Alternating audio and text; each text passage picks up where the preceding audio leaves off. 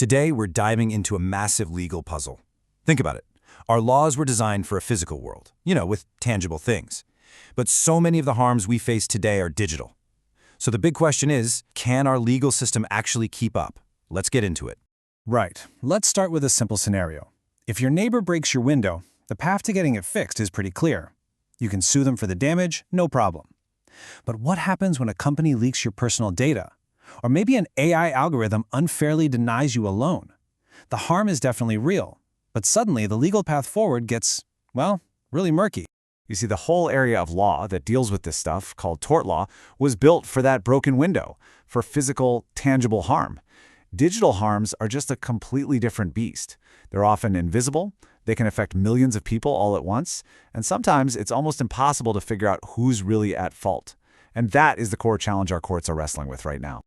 But, the law isn't totally frozen in time. It has a few core, really flexible principles that allow judges to kind of stretch it to fit new problems. Think of it like an old tree that's still growing new branches to find the sunlight. So let's look at the two most important tools in this legal toolkit.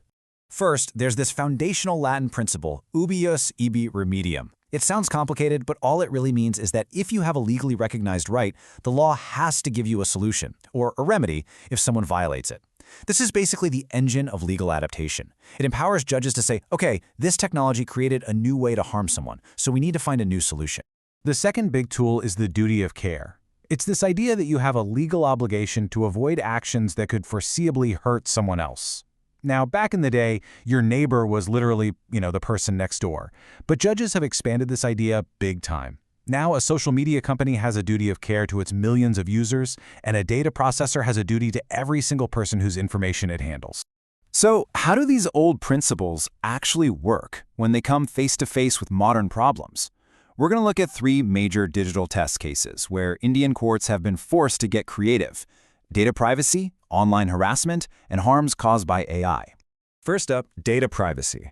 This is a big one, right? We all feel we have a right to it. But for a long time in India, you couldn't just sue someone for violating your privacy. You had to prove some other harm, like that it ruined your reputation or something.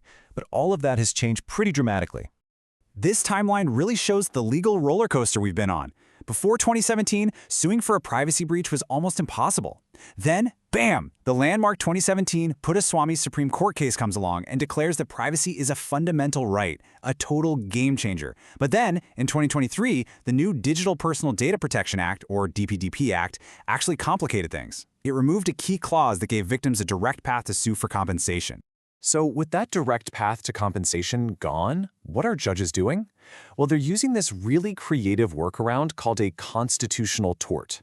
Basically, it means that because privacy is now a fundamental right, the court itself can step in and award you compensation if it's violated. It's a powerful tool for sure, but there's a catch. It's a lot easier to use against the government than it is against a private company that leaks your data. All right, let's move on to our second challenge: online harassment and cyberbullying. The harm here is deep. We're talking about reputational and emotional damage. To deal with this, courts have been stretching the old laws on defamation to try and make them fit the online world. And courts are taking this stuff seriously. They're putting a real price tag on it. In the 2019 Spentex Industries case, a court awarded 5 lakh rupees, this amount right here, in damages just for some defamatory emails. It's clear proof that judges are willing to assign real monetary value to the harm you suffer online. But here's the biggest hurdle, and it is a huge one. Section 79 of India's IT Act gives platforms like Facebook and X a safe harbor. This basically means they aren't legally responsible for what their users post, as long as they take down harmful content when they're told to. So the burden falls on the victim to try and track down some anonymous user who posted the content, which, as you can imagine, is often impossible. And that brings us to our final and honestly most difficult challenge for our old laws: harm caused by artificial intelligence. This is where you can really see tort law starting to buckle under the strain of new technology. Just think about this question for a second. If an AI system causes harm, who do you sue? The programmer who wrote the code? The company that's using it? The owner? The law just wasn't built for a world where non-human things make decisions that have very real and sometimes very damaging consequences. The core of the problem is actually a technical one. It's called the black box issue. For a lot of these complex AI systems, even their own creators can't look inside and tell you exactly why it made one decision over another. And if you can't prove why something happened, how on earth can you prove someone was negligent? You can't. Since there's no specific AI law in India yet, lawyers are trying to make these three existing approaches work. You could try to prove negligence, but as we just saw, that black box problem makes it super hard. A better shot might be product liability, arguing the AI is a defective product. And the most futuristic idea is vicarious liability, where you argue a company is responsible for its AI just like it's responsible for its employees. But none of these are perfect fits. So we can see that Indian judges are trying their best to adapt, but it is a real struggle. So how does this approach compare to what other countries are doing? Let's take a quick look around the globe. This table really tells the story, doesn't it? The UK has specific laws for both misuse of private information and for harassment. The US has 4 well-defined privacy torts, and the EU, well, with its GDPR and now a new AI liability directive, it's really leading the pack. You can see a very clear pattern here. Other major economies aren't just relying on judges to adapt old laws.